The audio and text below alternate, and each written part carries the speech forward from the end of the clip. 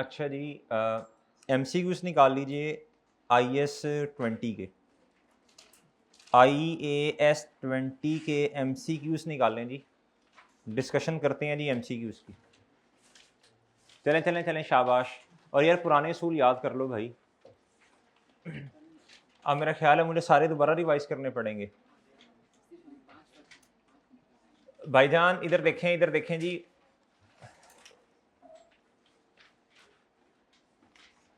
जो ग्रांट मिलती है ना, या तो वो मॉनिटरी एसेट के केस में मिलती है या नॉन मॉनिटरी। नॉन मॉनिटरी क्या होता है बच्चों? चीज दे देना, ठीक है जी। तो पैसे ना देना बल्कि चीज दे देना, कोई रिसोर्स दे देना। अच्छा जी, अब उसके दो ट्रीटमेंट है, या तो आप फेयर वैल्यू पे रिकॉर्ड करेंगे या फिर आप नॉमिनल वैल्यू पे रिकॉर्ड करेंगे, ऐसे ही है। अच्छा सर, दूसरी बात भाईजान, अगर आपको मॉनिटरी एसेट यानी पैसे वगैरह मिल गए तो सर आप देखें, या तो आपको मिले होंगे रेवेन्यू एक्सपेंस के केस में या फिर मिले होंगे, बोले शाबाश, कैपिटल एक्सपेंस के केस में। वो ऐसे ही है, वो ऐसे ही है जी। या फिर मिले होंगे नॉन डेप्रिशिएबल एसेट के केस में। तो इसका आपको रूल ये बताया था, इसका रूल ये बताया था बच्चों, आपने क्या करना है, दो अप्रोचेस हैं, एक है डायरेक्ट और इनडायरेक्ट। इनडायरेक्ट अप्रोच के केस में क्या होता है, बोले शाबाश, आप ना एक्सपेंस कम करते हैं, चाहे वो कैपिटल एक्सपेंस हो, चाहे वो बोले शाबाश रेवेन्यू एक्सपेंस हो। और अगर नॉन डेप्रिशिएबल एसेट है तो उस केस में आप बताएं कौन सा ट्रीटमेंट करना है। बोले शाबाश, नॉन डेप्रिशिएबल एसेट के केस में डेफर्ड इनकम वाला, वो उसमें डेफर्ड, इसमें डायरेक्ट इनडायरेक्ट नहीं है, वो बस डेफर्ड इनकम वाला डायरेक्ट ही है उसमें। अच्छा जी, अब बच्चों इसकी रीपेमेंट पे आते हैं। किस पे आते हैं? रीपेमेंट के केस में बच्चों जितने पैसे देने पड़े बच्चों, उतने से आपने क्या कर देना, कैश बैंक को क्रेडिट कर देना। क्या कर देना? जितने पैसे देने पड़े, जितने पैसे देने पड़े। और अगर आज जिम्मेदारी आयद हो गई है, पैसे कल को देने हैं, ठीक है, तो आज आप पेबल अपनी किताबों में रिकॉर्ड कर लेंगे, इतने से क्रेडिट। सारे सिनेरियोज में अगर आपको याद हो, रीपेमेंट के केस में, ये लेक्चर जिसने लिया होगा 32 उसको पता होगा, बाकी को नहीं पता होगा। बाकी तालियां मारें, ठीक है। आई कैब में जब ये सवाल आ जाएगा तो मुंह उठा के एक दूसरे का देखिएगा, इधर उधर देखिएगा, क्योंकि आपने भी नहीं किया होना, साथ वाले ने भी नहीं किया होना। लेक्चर 32 31 ना लें आप, आपकी मर्जी है। अच्छा जी, और इस दफ़ा इंशाल्लाह ये आ जाना है पेपर में, IS-20 में से सवाल आना है इस दफ़ा। अच्छा जी, अब भाईजान उसमें क्या अर्ज करने की कोशिश की थी, मैंने कहा था जितनी की रीपेमेंट है उससे कैश या बैंक को क्रेडिट कर दें, और अगर जिम्मेदारी आयद हो गई है पैसे देने की, पैसे नहीं दिए तो पेबल क्रेडिट हो जाएगा। अब सवाल ये है, डेबिट किसने होना है?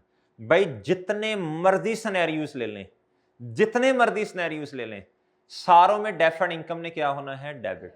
और आपने डेफर्ड इनकम का बैलेंस निकालना है, बैलेंसिंग फिगर प्रॉफिट और लॉस को लेनी है, सिर्फ एक्सेप्ट एक चीज के, अगर आपने कैपिटल एक्सपेंस में अगर ट्रीटमेंट किया हुआ है, आपने रिड्यूस किया है एसेट को, तो तब तो डेफर्ड इनकम आपकी किताबों में होगी नहीं। तो फिर आपको क्या करना पड़ेगा? प्रॉफिट और लॉस को बैलेंसिंग लेना है आपने, और नॉन करंट एसेट को आपने क्या ले लेना है?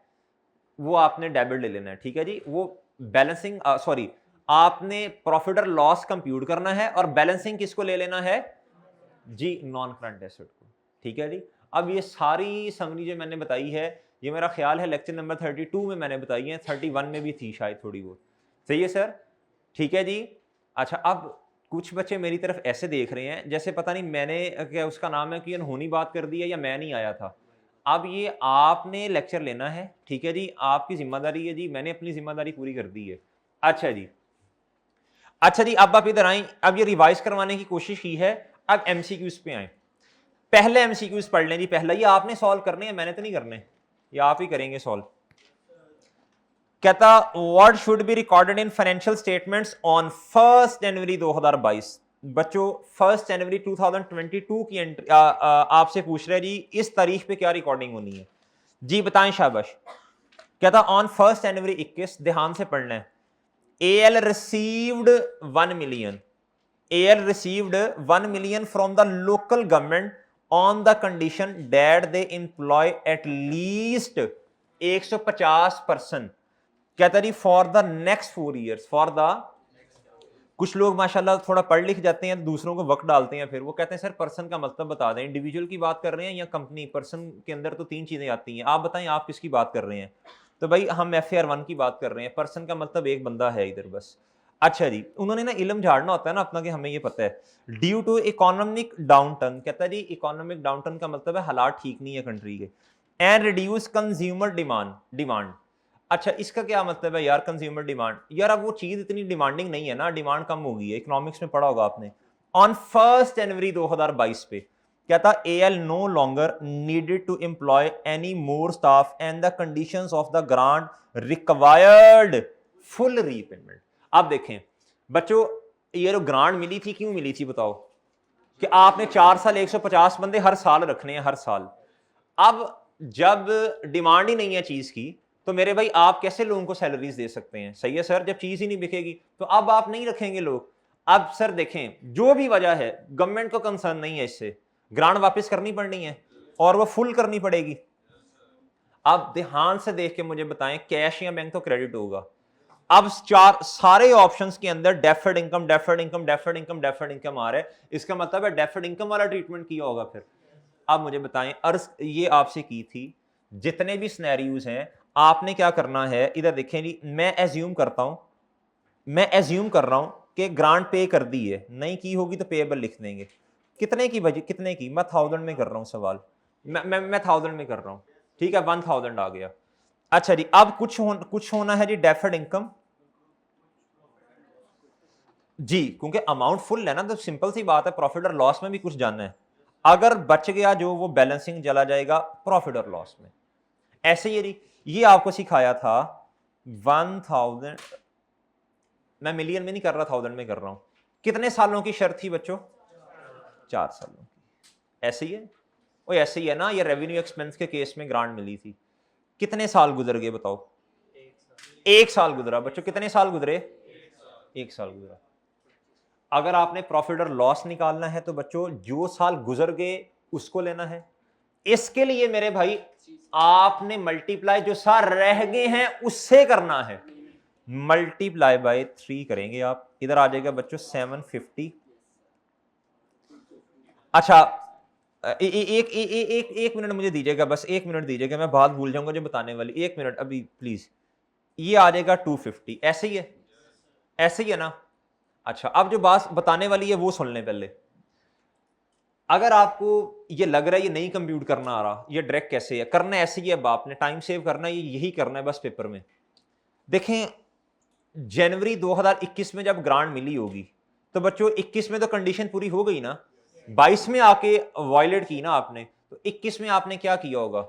आपने 1 साल इनकम बना ली होगी, आपने डेफर्ड इनकम डेबिट और इनकम ग्रांट इनकम क्रेडिट की होगी ना, 250 से की होगी मेरे भाई। तो पीछे जो बैलेंस बचा होगा वो कितना बचा होगा यार? वो यही बचा हुआ है ना। मेरी बात समझे कि नहीं समझे? तो याद रख लें बस, ये डेफर्ड इनकम जब भी आएगा तो जो बचे हुए साल हैं उससे आपने मल्टीप्लाई करना है। डन? और ये ऑटोमेटिकली आ जाएगा आपके पास प्रॉफिट और लॉस। Done sir? जवाब बता दें। जी, ये आपने गौर से देखना है जवाब क्या है जी। क्वेश्चन नंबर 2 भाई कहता जी, which of the following are acceptable methods for of accounting for a government grant relating to an asset in accordance with IAS 20 accounting for, बोले शाबाश, government grants and disclosure of government assistance. अच्छा मुझे एक बात बताएं, अब asset की बात कर रहे हैं, किसकी बात कर रहे हैं? तो कैपिटल एक्सपेंस है ना, फिर कैपिटल एक्सपेंस है ना चांद। बताएंगे क्या दो ही ट्रीटमेंट है इसके, या तो रिड्यूस कर दें एसेट को या फिर इनकम बनाएं, डेफर्ड इनकम को कम करें, इनकम बनाते जाएं जी। बताओ अभी, शाबाश बताएं जी, बताएं शाबाश बताएं। कौन से दो हैं जी, कौन से दो एक्सेप्टेबल मेथड्स हैं? Which of the following are acceptable methods? दो ही है ना बच्चों, सिंपल सी बात है। बताएं जी कौन कौन से जवाब सही हैं? Set up the grant as deferred income 100% accurate है। कहता क्रेडिट द अमाउंट रिसीव्ड, भाई ये तो हम करते हैं पास एक्सपेंस हो या इमीडिएट फाइनेंशियल सपोर्ट हो उसके बदले में करते हैं, ये गलत है। Deduct the grant from carrying amount of asset, भाईजान बिल्कुल सही बात है। इधर कहता add the grant to the, भाई ऐड नहीं होती, लेस होती है जी। तो क्या बना फिर? जवाब देख के बताओ जी। ठीक है, आ जाए जी इधर क्वेश्चन नंबर 3 पे आए। कहता जी व्हाट शुड बी, पहले रिक्वायरमेंट पढ़ते हैं, what should be recorded in the financial statements on 1 January 2022 for repayment of grant. कहता जी ऑन 1 जनवरी 2019, बच्चों आप बात सुननी है, 19 से 1 साल, 20 1 साल और 21 से 1 साल यानी 3 साल कहता जी रिसीव्ड ग्रांट कितने की, मैं ये 1000 के बगैर कर रहा हूं जरा। कहता from the local government on the condition that they employ at least कितने बच्चों, कितने भाई? सर मुझे बताएं ये रेवेन्यू एक्सपेंस है या कैपिटल एक्सपेंस है? रेवेन्यू है ना भाई। अच्छा जी, कहता अगले 4 साल, अगले कितने साल भाई? 4 साल। On this date it was virtually certain का मतलब होता है रीजनेबल एश्योरेंस। क्या बच्चों? वर्चुअली सर्टन का मतलब लिख लें कहीं अगर पेपर में आए तो परेशान ना होइएगा कि रीजनेबल एश्योरेंस की जगह पता नहीं क्या आ गया है। वर्चुअली सर्टन का मतलब क्या होता है भाई? रीजनेबल एश्योरेंस होता है। क्या होता है? रीजनेबल एश्योरेंस होता है जी। लिख लें, शाबाश, माशाल्लाह, किताब ही कोई नहीं। लिख ले यार, लिख ले। वो जज्बा ही नहीं नजर आ रहा यार जो पहले था आप लोगों का है।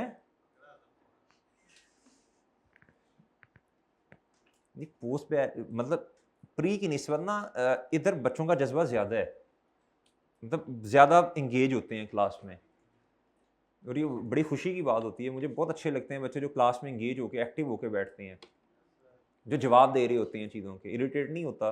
बात होता है ना आप जवाब दे रहे हैं तो इरिटेट, मैं कहता हूँ यार अच्छी बात है, इंगेज हो रहे हैं आप लोग। आज पता नहीं क्या ऐसे कसम से मुंह देख रहे हैं, मुझे समझ से बाहर बात है यार। आइए 36 को हाल लगाया उधर बेड़ा करके, फिर इधर हाल 2-3 MCQs करवा। अच्छा रीवैल्यूएशन सरप्लस में बेड़ा गर्क नजर आ रहा है। अच्छा जी, अब आए माशाल्लाह से, इधर आए मेरे भाई। कहता on this date it was virtually certain BL would meet these requirements. अच्छा जी, हाउ एवर ऑन 1 जनवरी 2022, बच्चों आप 2022 पे चला गया, कितने साल गुजर गए हैं बताओ, शाबाश। 19, 20 और शर्तें कितने की थी? 4 की। कहता ड्यू टू इकोनॉमिक डाउनटर्न, यार वो सारी बातें वही। BL no longer needed to employ इतना। कहता जी the conditions of grant required, अब है मेरे भाई हाफ रीपेमेंट। क्या है जी? ईमानदारी से बताएं किस किसने लेक्चर लिए है? लेक्चर नंबर 32 जी। 32 था या 31 था? नहीं लिया अभी? हाँ तुमने फिजिकल लिए जी, ना ले। अच्छा जी, आप मुझे बताएं जी हाफ रीपेमेंट, हाफ रीपेमेंट का मतलब है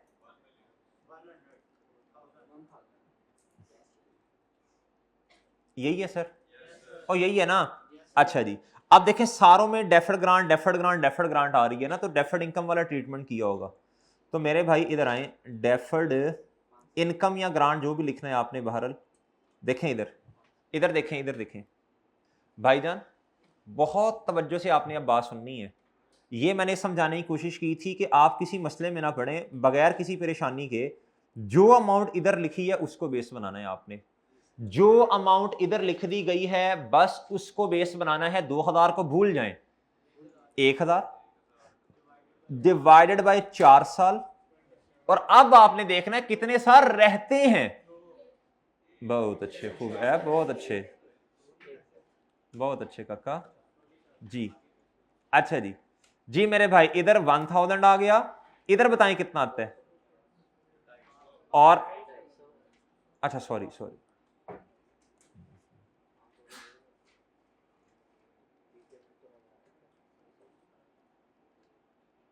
ये लो मेरे चांद,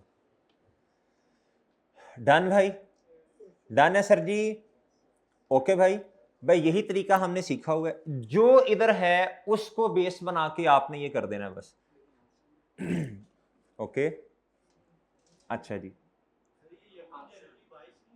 हाँ चांद 22 ही है, 19, 20, 21, 3 ही गुजरे ना गुड्डू। अच्छा इसका सोल्यूशन मेरा ख्याल है सही करना पड़ेगा आपको जी। अरे मलकुल मौत, ये आपको सिखाया है, ये है 1000, ये क्या है 1000, इसको बेस बनाना है, इसको सोल्यूशन ठीक करो मेरे भाई। है कौन सा ऑप्शन है? मैं वही कह रहा हूं, सोल्यूशन ठीक करो ना। इसको ए को काट दो यार, या देख लो जिसको भी है, चलो जो दिल करता है।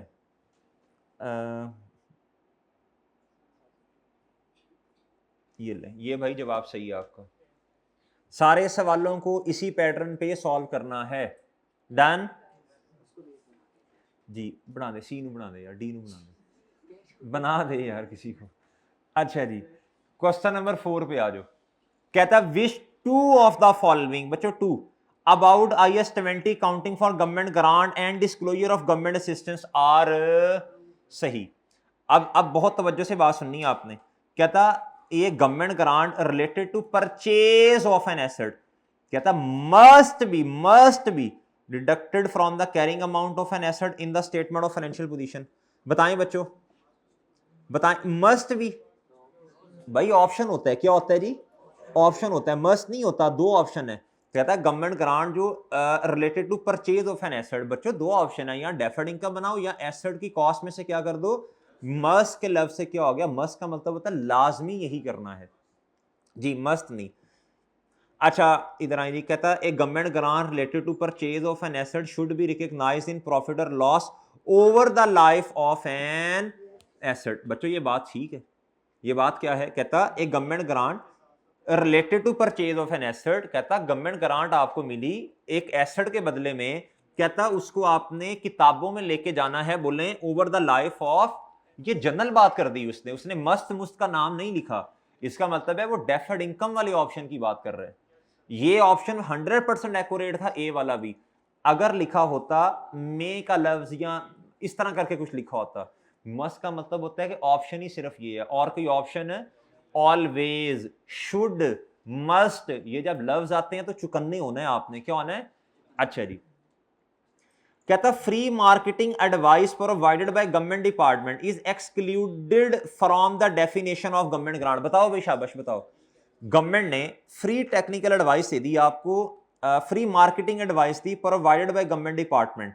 अच्छा मुझे एक बात बताएं भाई, ये गवर्नमेंट ग्रांट की तो असिस्टेंस है, क्या है, असिस्टेंस भी वो वाली लेते हैं जो कि स्पेसिफिक टू द, तो ये गवर्नमेंट ग्रांट की डेफिनेशन से तो वैसे ही बाहर निकल गई ना।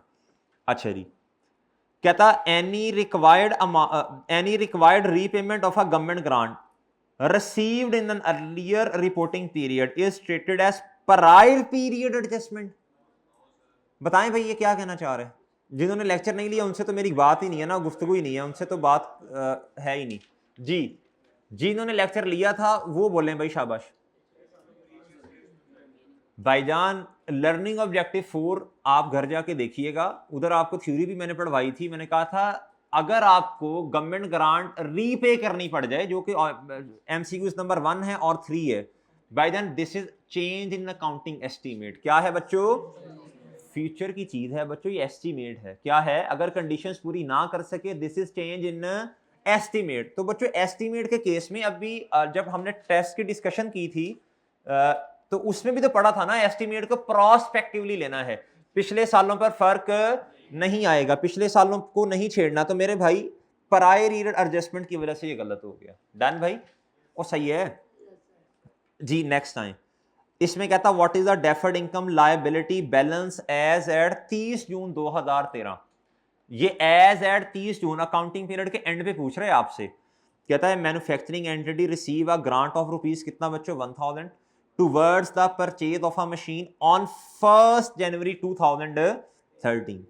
अच्छा जी, कहता जी the grant will be repayable if the entity sell the asset within 4 years। अगर 4 सालों के अंदर एसेट बेच दिया तो ग्रांट वापस करनी पड़ेगी, which it does not intend to do। यानी ये क्या कहना चाह रहे हैं, कहता जो कि अभी हमारा ऐसा कोई इरादा, तो ग्रांट किताबों में रिकॉर्ड फिर आपने कर ली होगी ना, लायबिलिटी की होगी।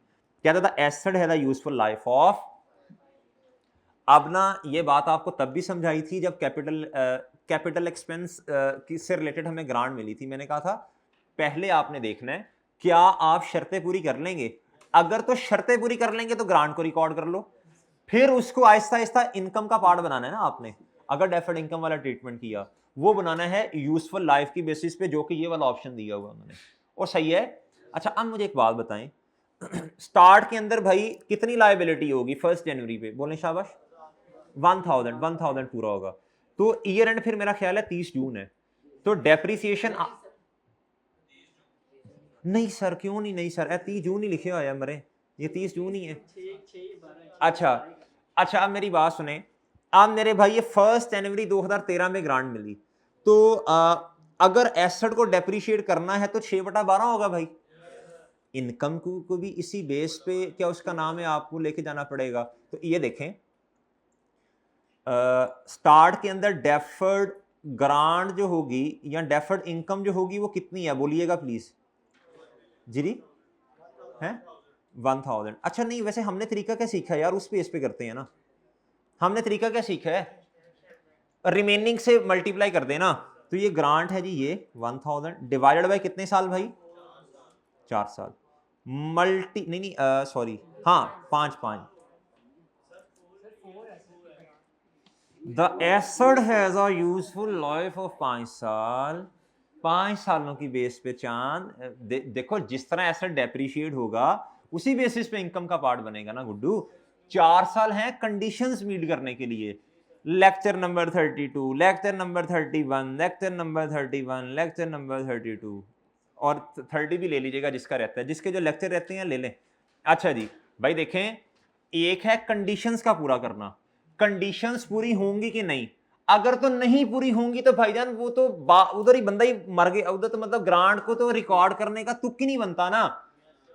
कंडीशंस पूरी हो गई 4 सालों वाली, आप पूरी नहीं हुई, आपका ख्याल है हो जाएंगी, ग्रांट को रिकॉर्ड कर लो, या तो एसेट की कॉस्ट में से माइनस कर दो या डेफर्ड इनकम रिकॉर्ड कर लो। एग्री? अच्छा कर लिया जी, कंडीशंस आपको लगता है पूरी हो जानी है। अब इसे इनकम का पार्ट बनाना है। अगर आपने डेफर्ड इनकम वाला ट्रीटमेंट की है, वो 4 सालों पे नहीं होगा, वो 5 साल, useful life, matching concept, matching concept. Done? अच्छा अब मल्टीप्लाई बाय, अब मेरी बात सुननी है आपने, 5 साल हैं, 6 महीने गुजर गए, 4.5 आएगा ना, तो बताएं कितना आता है। तो हमने एक ही तरीका सीखा है, बस वो तरीका सारी जगहों पे लगाते जाएं, बार बार फॉर्मेट चेंज करें, बार बार कैलकुलेशन के तरीके चेंज करें, छोड़ें। बस यही पूछा ना उसने कितनी लायबिलिटी होगी, इसका मतलब है 6 महीने इनकम में चले गए होंगे। भाई बात समझे हैं जी? एक ही तरीका रखते हैं हमेशा, बार बार तरीका चेंज जी। ये मेरे भाई 30% रिड्यूसिंग बैलेंस मेथड, ये तो आप होमवर्क में करेंगे ना, ये रिड्यूसिंग बैलेंस मेथड वाला। इसके लिए वो मैंने वो ट्री बनवाया था, वो मतलब फॉर्मेट बनवाया था, याद है आपको फॉर्मेट कौन सा था जी? किस लेक्चर में था? मेरा ख्याल 29 में था शायद, लेक्चर नंबर 29 में था या पता नहीं 28 में, इसमें किसी एक में होगा। जिस दिन स्टार्ट नहीं करवाया था उससे अगले दिन रिड्यूसिंग बैलेंस मेथड पे लेके गया था, या शायद उससे भी अगले दिन। इधर मेरे भाई इधर आए, सबसे पहले जो ग्रांट इनकम है भाई, अगर हर साल का एक्सपेंस सेम ना हो तो फिर ये टेबल बनाना पड़ेगा ग्रांट इनकम।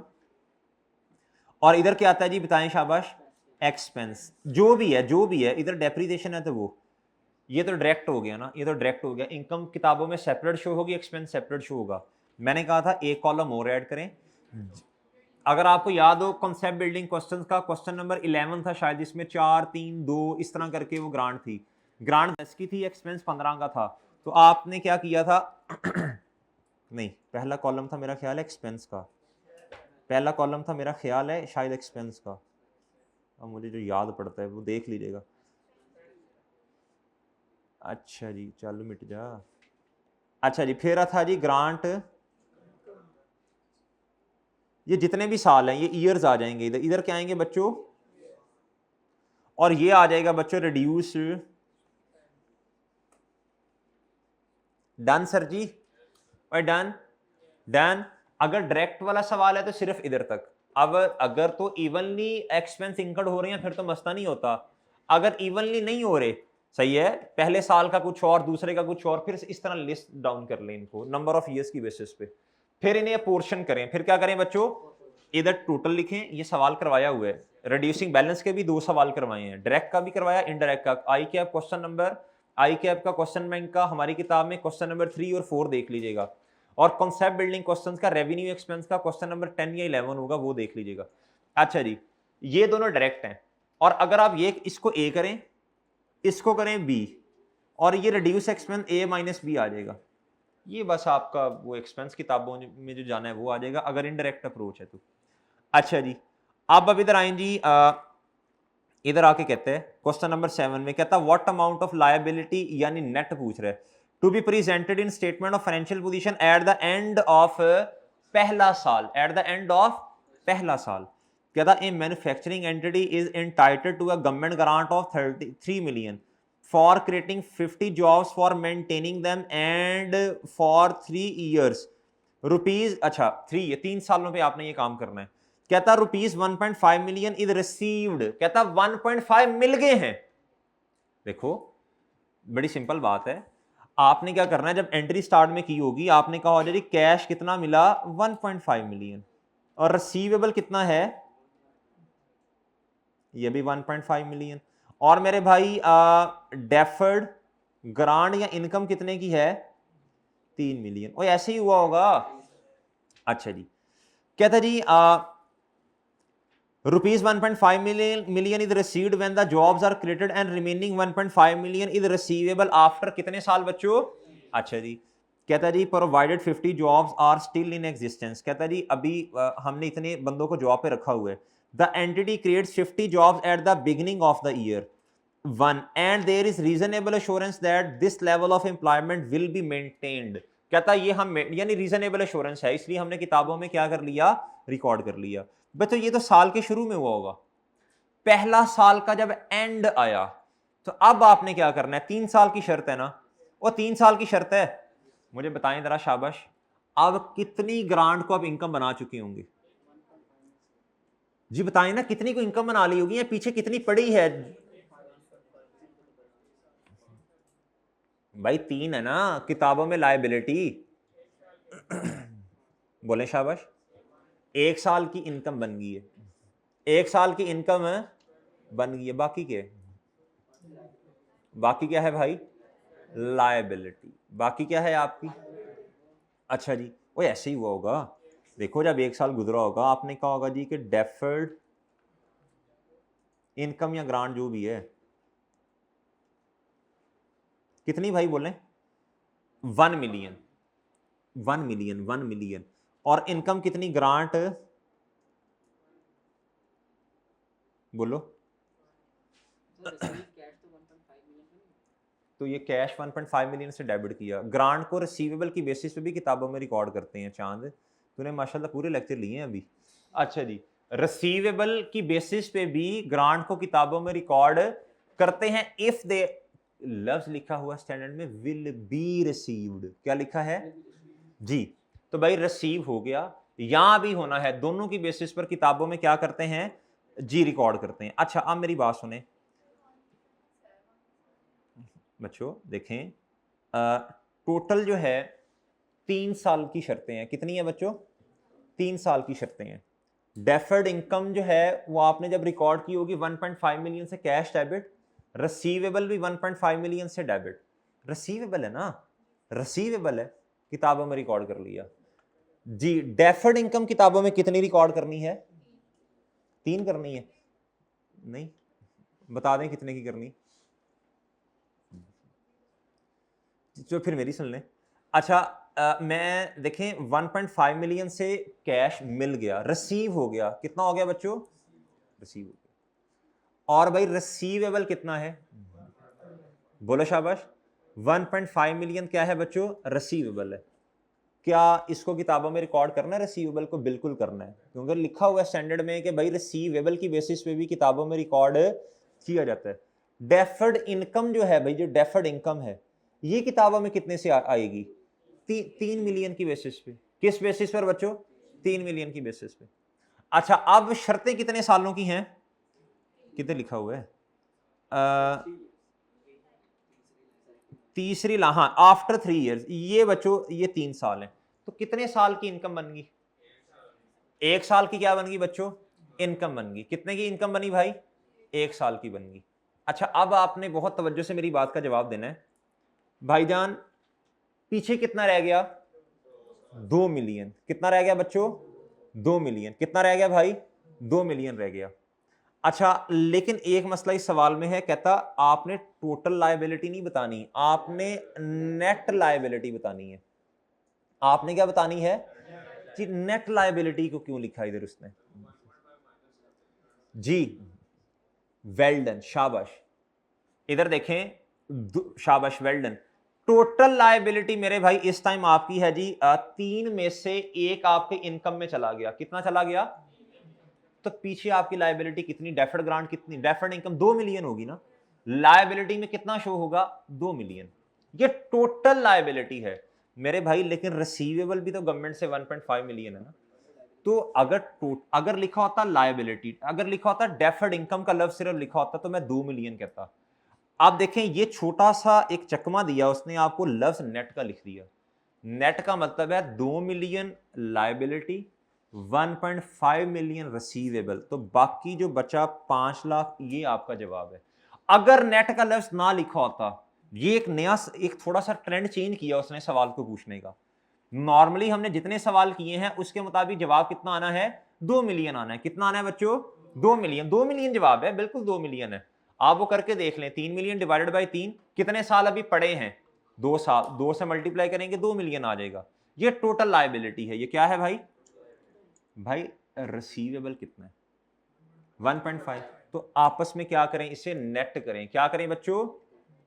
तो नेट करने की वजह से आपका जो जवाब आएगा वो लायबिलिटी ज्यादा है, रिसीवेबल कम है, तो ज्यादा वाला जवाब आएगा ना, जिसका ज्यादा आंसर है। तो 5 लाख आ जाएगा बच्चों क्या? लायबिलिटी। नेट लायबिलिटी कितनी है? नेट, ग्रॉस नहीं, नेट कितनी है?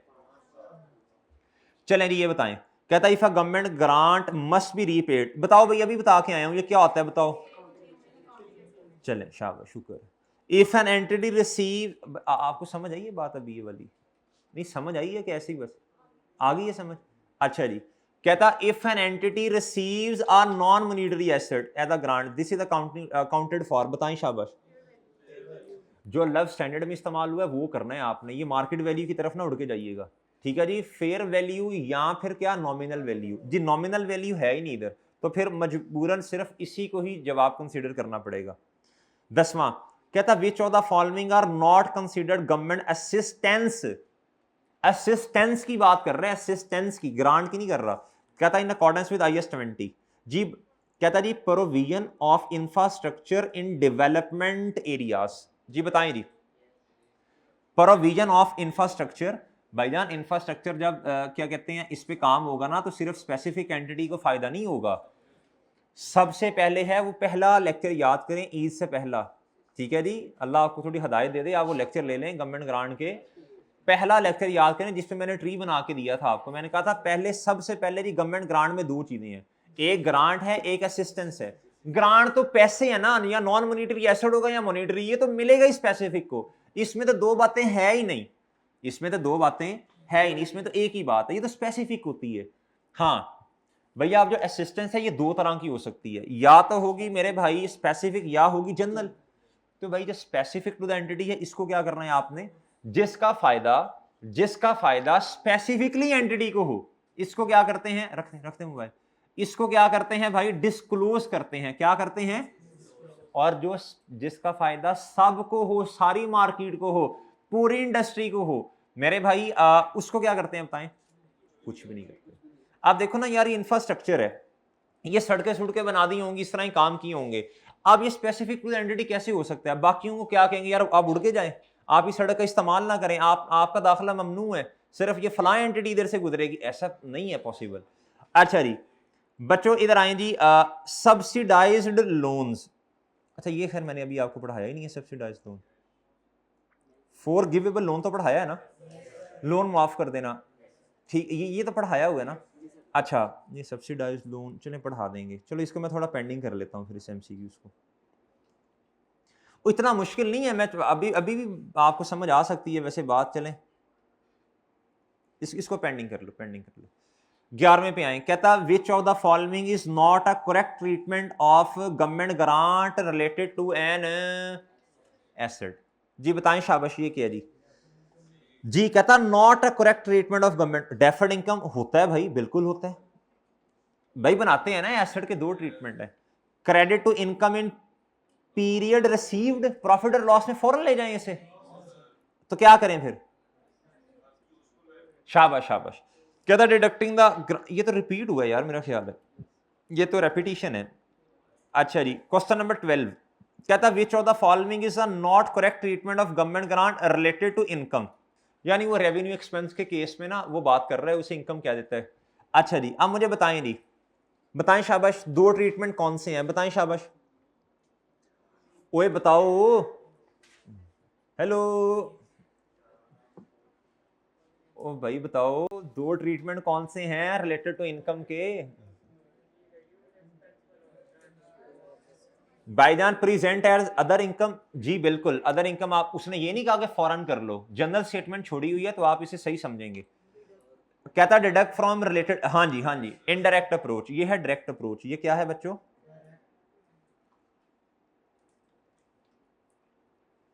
और ये क्या है भाईजान,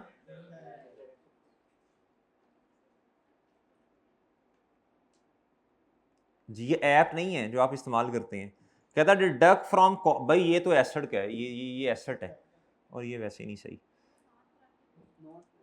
अच्छा नॉट करेक्ट पूछ रहे हैं, हाँ जी, तो फिर जिस पे क्रॉस लगा है वो जवाब हो जाएगा ना जी, चार्ली जवाब है बच्चों, फिर चार्ली जवाब है ना।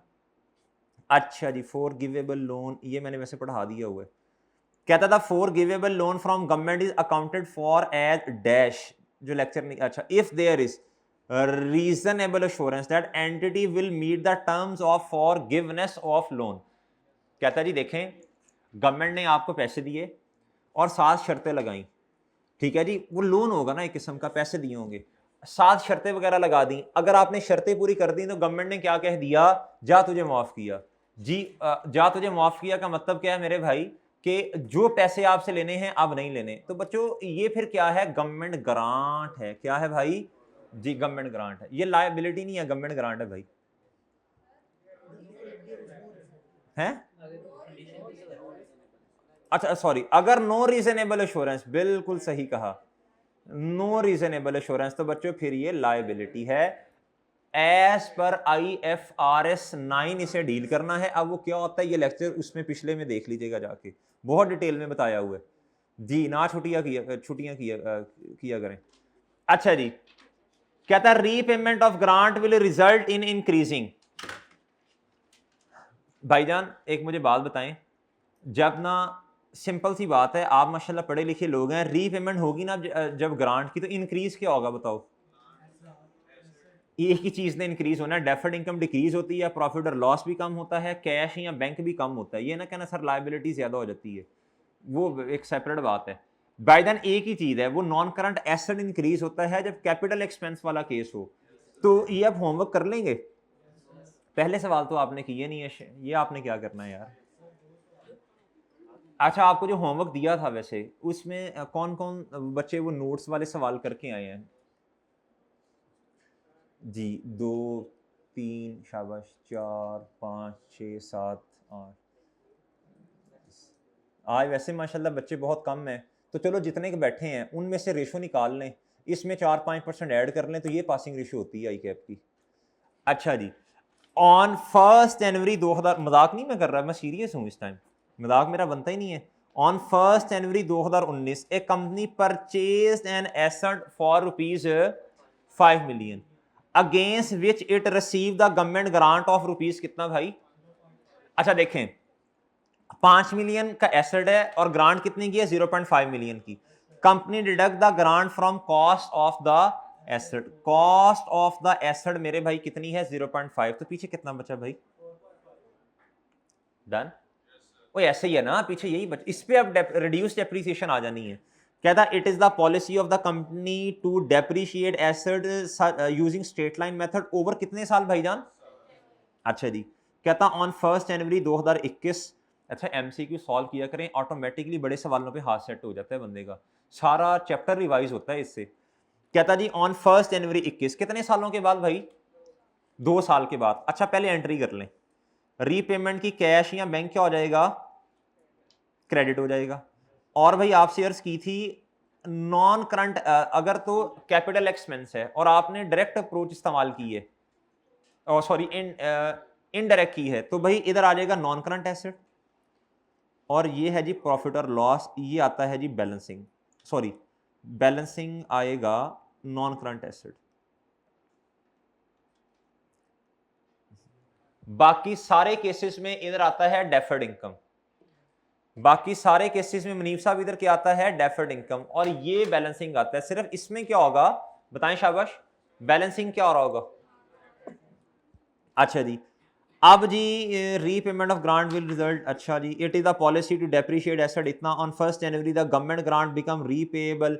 अच्छा अब देखें, बात सुने, उसने नहीं बताया कितनी ग्रांट रीपेएबल है, तो फिर क्या असम्पशन लेनी है बताएं। फुली फुली फुली फुली, अच्छा जी 0.5 मिलियन, कितना जी, अच्छा अब भाई इधर आए, 0.5 मिलियन, बिल्कुल इसी को आपने बेस बनाना है, डिवाइड करना है आपने, टोटल लाइफ बताएं जितने पे डेप्रिशिएट होना था, है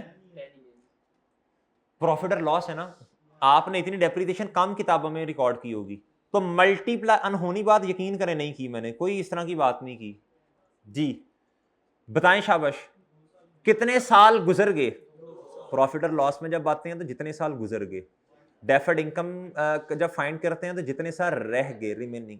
जी मेरे भाई कितना आता है इधर, और ये बैलेंसिंग आ गया 0.4। ऐसे ही आपने सवाल सॉल्व करना है, ठीक है जी, सारे स्नैरीज ऐसे ही इंशाल्लाह सॉल्व हो जाएंगे। तो जवाब क्या बना यार फिर, ये बन गया। अच्छा जी, as per IS 20 counting for government grant and disclosure of government assistance, कहता presenting the whole grant as in the statement of comprehensive income और deducting it from a related expense, it is the correct treatment of. जी बताएं जी किसका correct treatment है, जी बताएं शाबाश, या तो अदर इनकम बना लें या फिर क्या करें कंप्रीहेंसिव इनकम में ले जाएं इसे, होल होल होल ग्रांट। जी बताएं किसका किसका किसका ट्रीटमेंट है, एसेट का तो हो नहीं सकता, उसमें तो डेप्रिसिएशन जिस बेसिस पे आती है उस बेस पे लेके जाते हैं, असिस्टेंस तो है नहीं, ये नहीं है, तो फिर यही बचा ना रिलेटेड टू इनकम का मतलब है वो जो रेवेन्यू एक्सपेंस वाली बात वो कर रही है। अब इसके MCQs भी हो गए हैं मेरा ख्याल है। अच्छा जी, अब IS 20 में एक छोटा सा कॉन्सेप्ट रहता है, वो इंशाल्लाह वो करवाना है, खैर वो करवा दूंगा, वो सब्सिडाइज लोन वाली बातें इस तरह की चीज़ें हैं कुछ, ठीक है, वो बस हो गया और ये चैप्टर आपका ख़त्म हो गया। अब आपने क्या करना है, आज घर जाके भाईजान आपसे ना गुजारिश की थी यार, लेक्चर भी लेने हैं भाई, आपको जो होमवर्क दिया था यार वो होमवर्क तो कर लो, नोट्स वाले सवाल मैंने वो जो बड़े बड़े सवाल हैं जी मिक्स स्टैंडर्ड्स वाले वो मैंने करवाना शुरू करने हैं। अब आप लोग करके नहीं आए, आपसे कहा था यार वो 3-4 सवाल दिए थे सिर्फ करने के लिए। जो पढ़ने वाले बच्चे हैं ना उनकी वजह से वो भी सफ़र कर रहे होते हैं जो काम करके नहीं आते घर से। अब आज आप इस तरह करें, जो मैंने काम दिया था उसको जाके प्लीज़ करें, ठीक है, मैं कोई नया काम नहीं देता, ठीक है, जो काम आपको दिया था आप उसको जाके कर लें, ठीक है।